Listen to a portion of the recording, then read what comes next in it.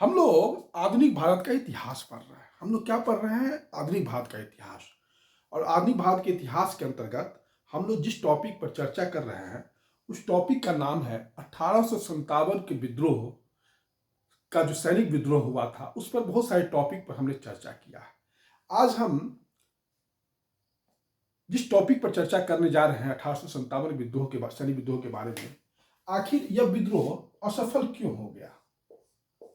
आखिर यह विद्रोह असफल क्यों हो गया? क्या कारण था कि विद्रोह असफल हो गया? 1857 का विद्रोह। इस विद्रोह में भारतीयों ने बलिदानी वीरता का परिचय दिया, लेकिन फिर भी भारत का जो यह प्रथम प्रतिरोध जो था, संगठित प्रतिरोध था, वह असफल क्यों हो गया? आइए हम उन कारणों को एक एक करके जांचते हैं। सबसे पहला कारण समन्वय, उचित समन्वय की कमी। उचित समन्वय की कमी। उचित समन्वय की कमी का अर्थ यहां पर यह है कि विद्रोह के बहुत सारे केंद्र थे। विद्रोह के बहुत सारे केंद्र थे, जैसे झांसी था, कानपुर था, मेरठ था, दिल्ली था, बनारस था, प्रयागराज था, ग्वालियर था। सॉरी, ग्वालियर भी किया जा सकता है क्योंकि ग्वालियर की सेना तो विद्रोह किया ही था। जगदीशपुर था। ये सारी जगह विद्रोह हो रहे थे। लेकिन मान ली जहां झांसी के विद्रोही हैं, तो अब झांसी के विद्रोही अब क्या करेंगे? मतलब झांसी में उन्होंने अंग्रेजों को पराजित कर दिया है, तो उनके पास आगे ऐसा कोई झांसी के विद्रोही और मेरठ के विद्रोही में कोई मतलब पर्सनल कनेक्शंस नहीं है, या दिल्ली के विद्रोही या प्रयागराज बनारस के विद्रोही, सभी जो था कोई मतलब एक जगह विद्रोह दबा लिए, तो फिर जो है अब आगे क्या करना है, इन विद्रोह केंद्रों में और विद्रोही में कोई तालमेल नहीं था। और यही कारण था कि उचित समन्वय की कमी के कारण जो है यह विद्रोह असफल हो गया। पहला कारण तो यही था।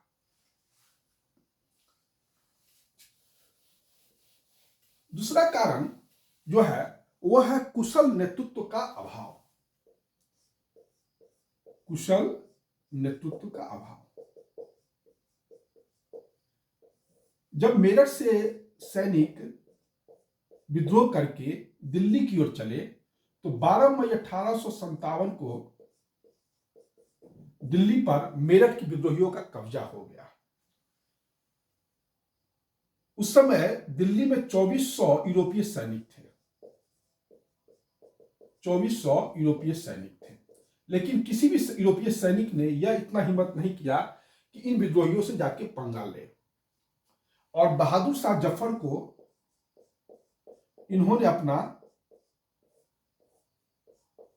मुगल शासक बहादुर शाह जफर को इन्होंने अपना जो है विद्रोह का प्रतिनिधि या भारत का प्रतिनिधि घोषित कर दिया। लेकिन बहादुर शाह जफर की एज उस समय 82 वर्ष के हो गए थे ये, और इनमें वह शारीरिक और मानसिक क्षमता नहीं था कि वो विद्रोह को एक नई दिशा दे पाते। तो इस कारणों से जो है यह विद्रोह उचित नेतृत्व के अभाव के कारण जो है यह विद्रोह असफल हो गया।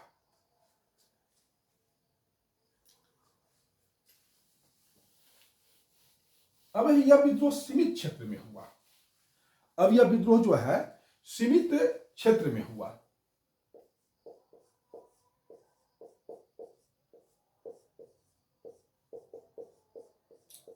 यह विद्रोह जो है सीमित क्षेत्र में हुआ। जैसे यह विद्रोह बंगाल में देखने को नहीं मिलता है, पंजाब में देखने को नहीं मिलता है। पूर्वी भारत, पश्चिमी भारत, दक्षिणी भारत, ये सब जगह यह विद्रोह देखने को नहीं मिलता है। उड़ीसा में यह विद्रोह देखने को नहीं मिलता है। कश्मीर में नहीं मिलता है। जयपुर में नहीं मिलता है। इन सारे क्षेत्र में जो है यह विद्रोह देखने को नहीं मिलता है। न बंगाल में, न पंजाब में, न उड़ीसा में, न पूर्वी भारत में, न पश्चिमी भारत में, न दक्षिणी भारत में, न कश्मीर में, न जयपुर में, चित्तौड़ में भी देखने को नहीं मिलती। चित्तौड़ में साधारण जनता भाग ही नहीं लेती है। उत्तर प्रदेश के सहारनपुर में जो है यहाँ की जनता जो है भाग नहीं लेती है। तो कहीं ना कहीं ये लग रहा है कि यह विद्रोह जो है भारत के कुछ सीमित क्षेत्र में हुआ, भारत के कुछ सीमित क्षेत्र में हुआ। बंगाल, पंजाब, उड़ीसा, पूर्वी भारत, पश्चिमी भारत, दक्षिणी भारत, कश्मीर, जयपुर, चित्तौड़, सहारनपुर, ये सारे क्षेत्र में जो है विद्रोह का कोई प्रभाव नहीं था। तो यह हुआ सीमित क्षेत्र। अब है राष्ट्रीय भावना की कमी।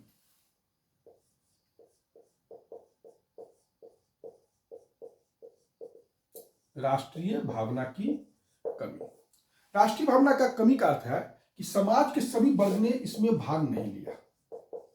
समाज के सभी वर्ग ने इसमें भाग नहीं लिया। जैसे देसी रियासत भाग नहीं लिए, उच्च वर्ग भाग नहीं लिया, मध्य वर्ग भाग नहीं लिया, साहूकार भाग नहीं लिया, शिक्षित वर्ग भाग नहीं लिए, ये सारे जो है भाग नहीं लिए। व्यापारी भाग नहीं लिए,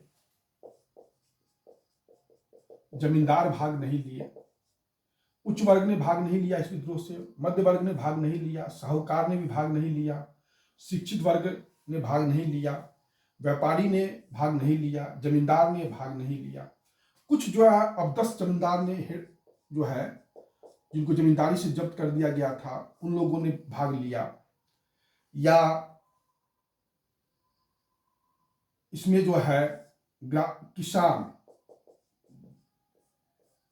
कृषक, ये लोग जो है भाग लिए थे।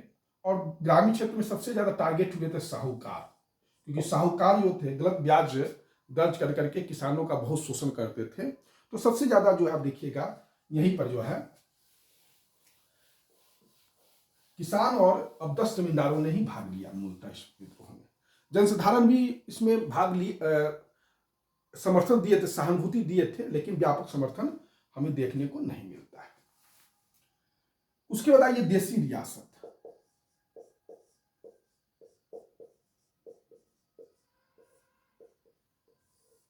भारत की अधिकांश जो देसी रियासत थी वह अंग्रेजों का साथ दिया था, अंग्रेजों का साथ दिया था। कौन कौन देसी रियासत? पटियाला, नाभा, जिंद, कश्मीर, नेपाल, जयपुर, जोधपुर, चित्तौड़,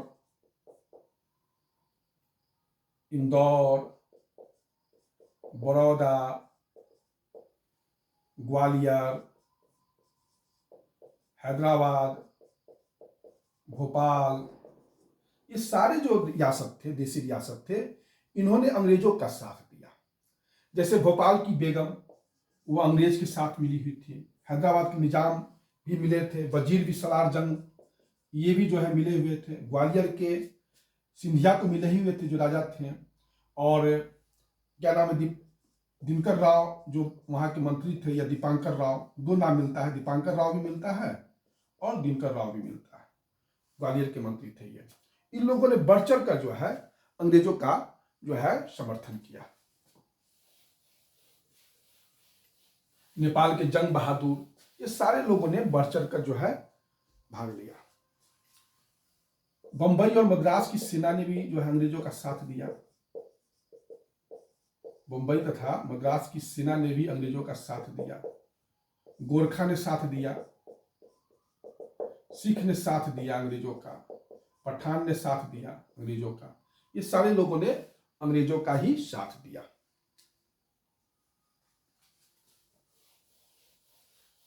उसके बाद आइए निश्चित उद्देश्य की कमी।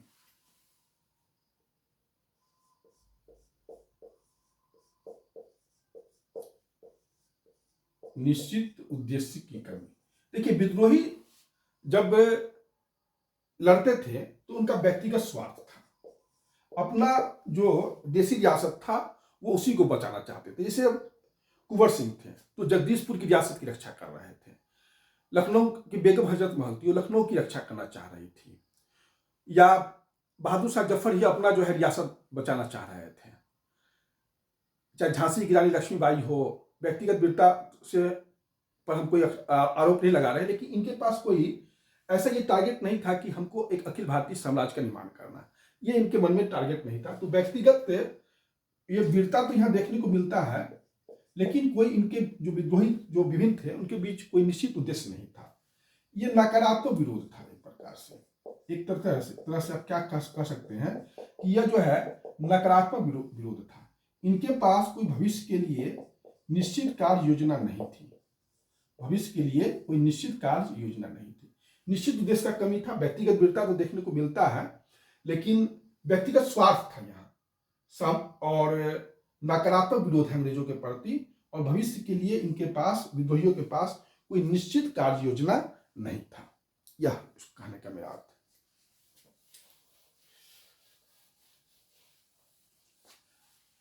उसके बाद है जनसाधारण का जो समर्थन मिलना चाहिए उतना नहीं मिला।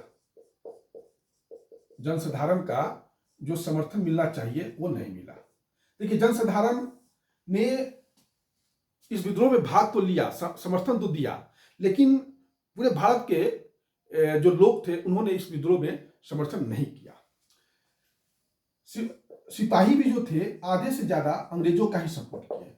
सिपाही भी जो थे वो आधे से ज्यादा जो है वह अंग्रेजों का ही सपोर्ट किया। और एक चीज और जो बड़ा देखने को मिलता है, कलकत्ता और बंबई के व्यापारी जो है और शिक्षित वर्ग, इन लोगों ने अंग्रेजों के पक्ष में जनसभाएं का आयोजन किया, अंग्रेजों के पक्ष में जनसभाओं का आयोजन किया। उसके बाद है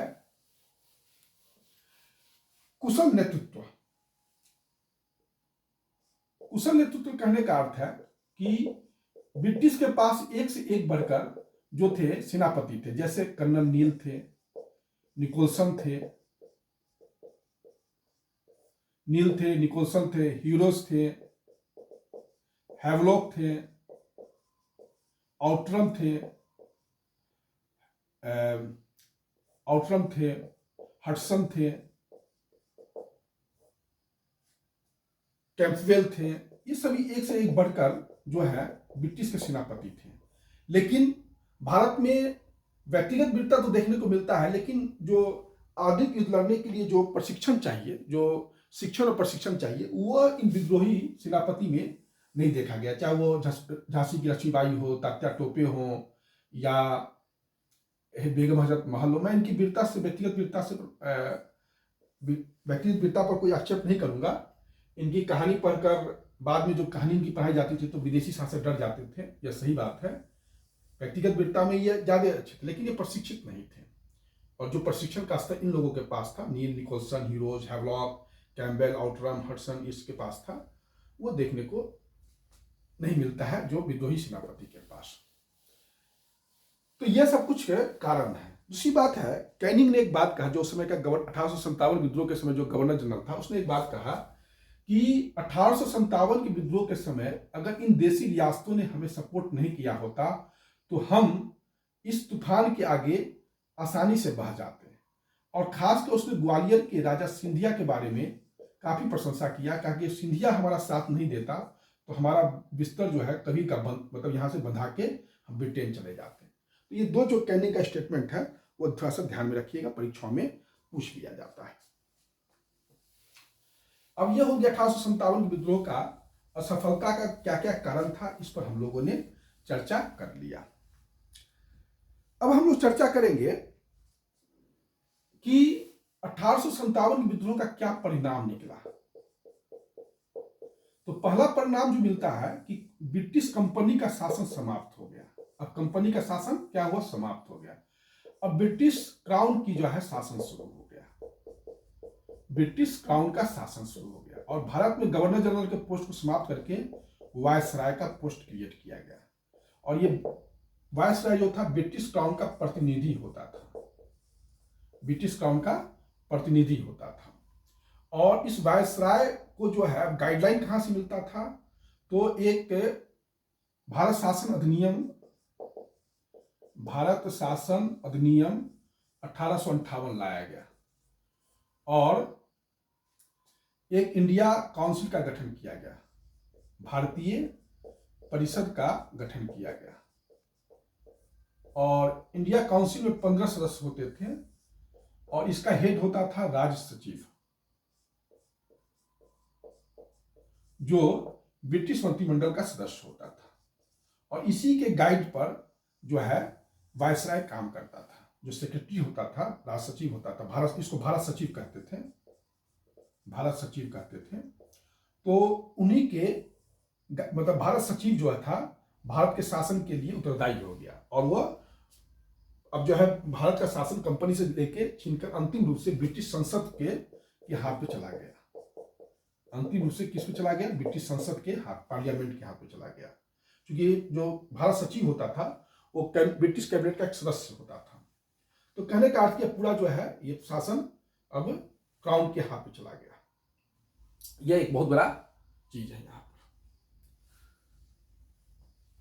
दूसरा है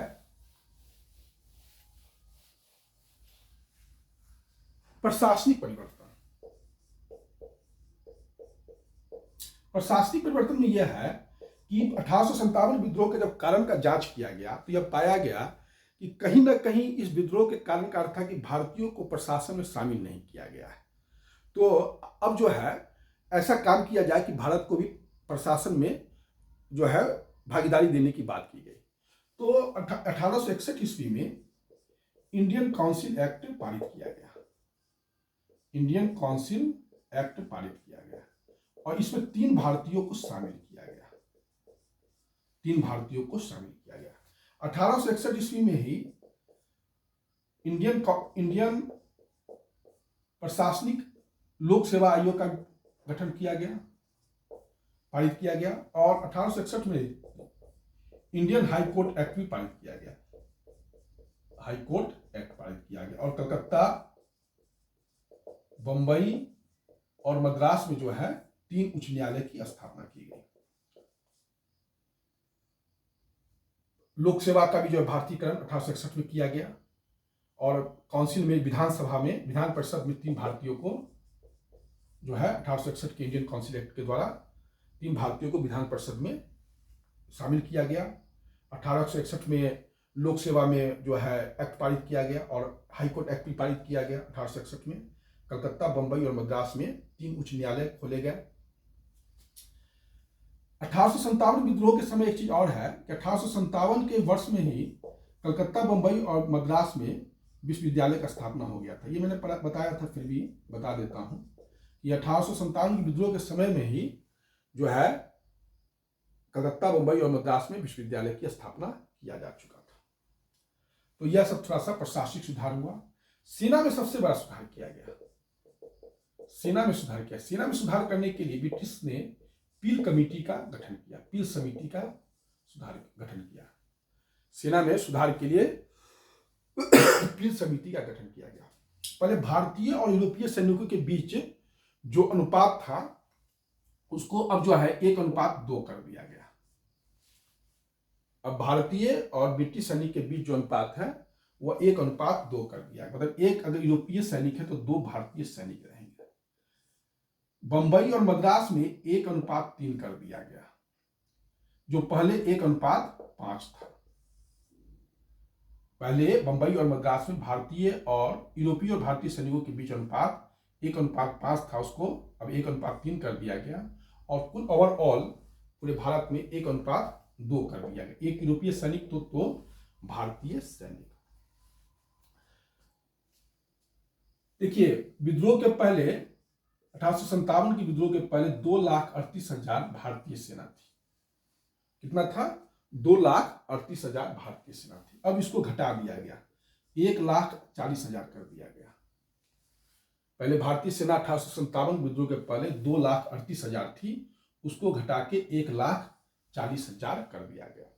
दूसरा इंपॉर्टेंट बात कि पहले जो था वह यूरोपीय सैनिक 45,000 थे, उसको बढ़ा के 65,000 कर दिया गया।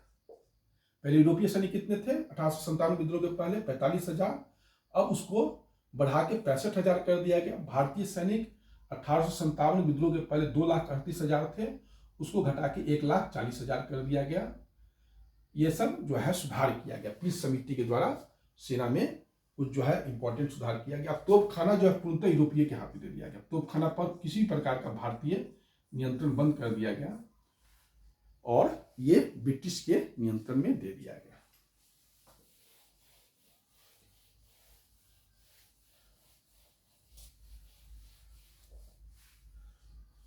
अब है देसी रियासत के प्रति नीति।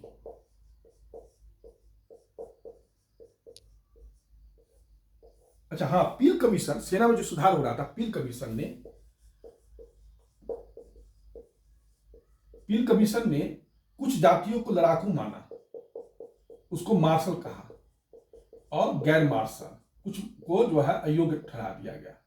पील कमीशन ने मतलब जो भारतीय सेना का नियुक्त किया जाता था उसको मार्शल और गैर मार्शल, मार्शल का अर्थ लड़ाकू और गैर मार्शल का अर्थ की गैर लड़ाकू। तो गैर मार्शल में बंगाल के सैनिकों को शामिल कर दिया गया, बिहार के सैनिकों को शामिल कर दिया गया और अवध के सैनिकों को, इन लोगों को अब नहीं लिया जाता था।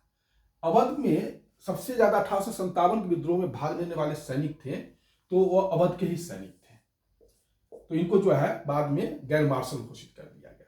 अब किसको लिया जाने लगा, तो गोरखा को, इस सबको मार्शल घोषित कर, सिख को, पठान को, इन लोगों को अब जो है मार्शल जाति घोषित कर दिया गया।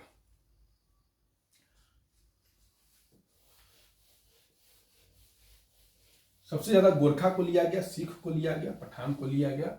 इन लोगों को जो है ज्यादा से ज्यादा ब्रिटिश सेना में 1857 के विद्रोह के बाद जो है लिया जाने लगा। अब है देसी रियासत के प्रति नीति।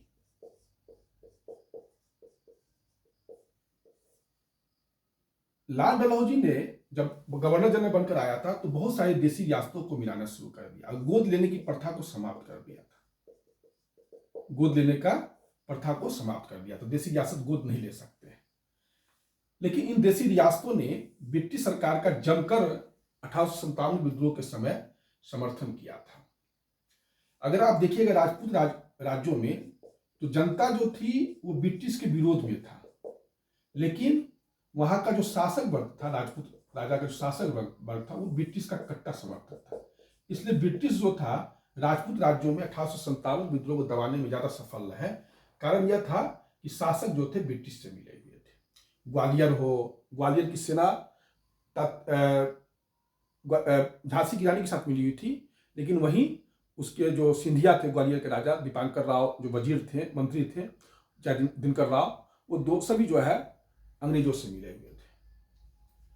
तो देसी रियासतों को कहा गया कि अब अधीनस्थ स्थिति को स्वीकार कर लिया गया और कहा गया कि आप ब्रिटिश क्राउन जो परम सत्ता है उसके अधीन है।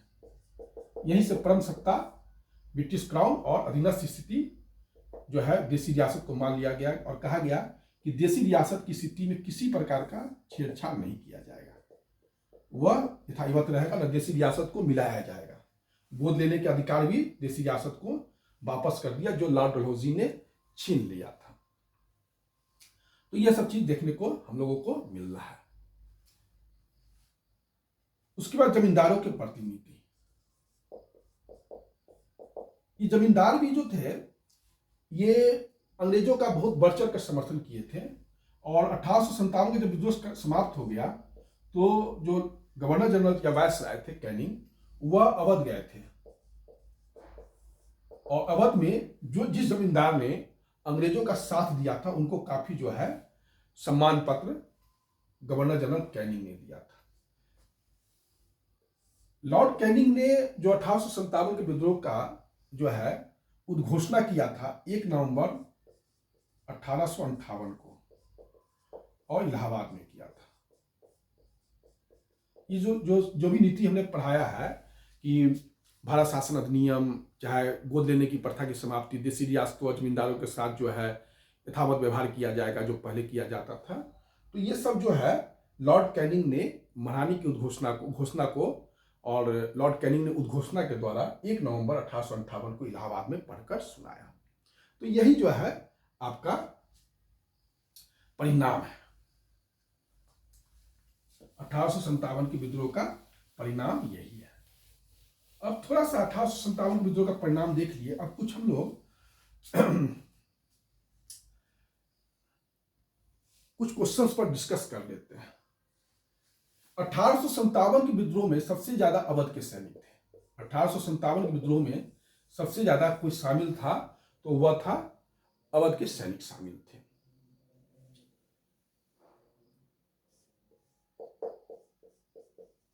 बंगाल सेना में 60% जो थे वह अवध के सैनिक थे और पश्चिमी यूपी के सैनिक थे। बंगाल सेना में 1857 विद्रोह के पहले अवध के सैनिक थे और पश्चिमी यूपी के सैनिक थे और सबसे ज्यादा विद्रोह में 1857 विद्रोह में अवध के ही सैनिक थे।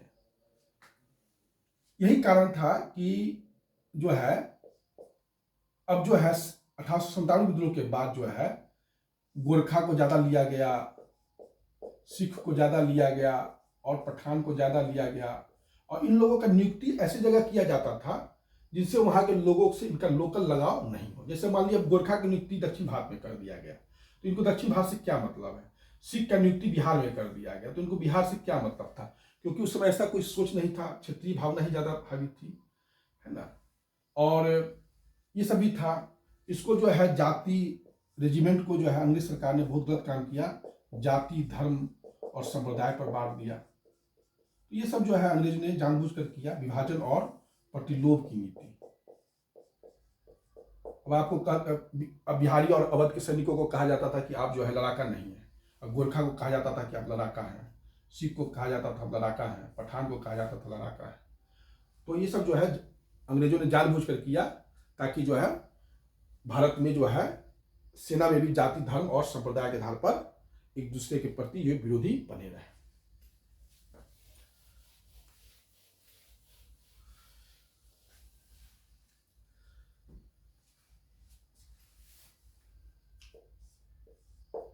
अब बरेली में चर्चा पहले भी हुआ है लेकिन थोड़ा सा यहां क्लियर कर। बरेली में खान बहादुर खान जो है ये विद्रोही के नेता थे।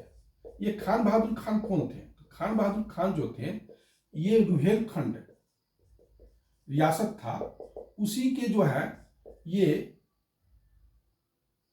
उत्तराधिकारी थे और ब्रिटिश पेंशन पर ये जी रहे थे। रुहेलखंड के और ब्रिटिश पेंशन पर जी रहे थे। मुगल शासक बहादुर शाह जफर ने इन्हें अपना वायसराय बनाया था। फिर से सुन लीजिएगा, बरेली में विद्रोहियों का नेतृत्व 1857 विद्रोहियों का नेतृत्व जो कौन कर रहे थे? खान बहादुर खान कर रहे थे। ये रुहेलखंड रियासत के जो है ब्रिटिश पेंशन पर जी रहे थे। लेकिन और बाद में लेकिन शुरू में ये लड़ना नहीं चाह रहे थे, लेकिन देखे कि बाद में इन्होंने काफी एक्टिव हो गई है और 40,000 सेना का गठन कर लिया। और बाद में इनको जो मुगल शासक है बहादुर शाह जफर उन्होंने खान बहादुर खान को अपना वायसराय नियुक्त किया।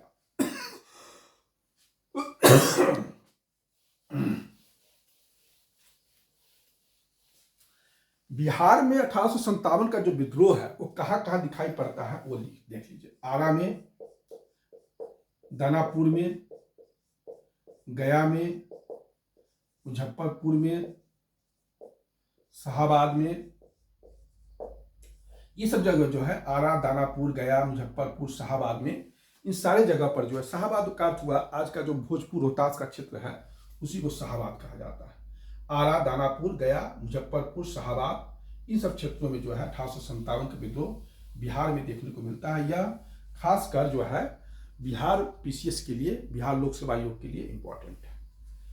एक है बख्त खान। बख्त खान के बारे में पहले भी चर्चा हुआ है लेकिन हम फिर से चर्चा कर रहे हैं। बख्त खान बेसिकली पख्तून थे। क्या थे? पख्तून थे और अंग्रेजी सेना में शामिल थे। यह सूबेदार के पोस्ट पर थे और प्रथम आंग्ल अफगान युद्ध में ये भाग ले चुके थे अंग्रेजों के साथ। प्रथम आंग्ल अफगान युद्ध में ये भाग ले चुके थे। मुगल शासक बहादुर शाह जफर ने इन्हें अपना साहब ए आलम बनाया था।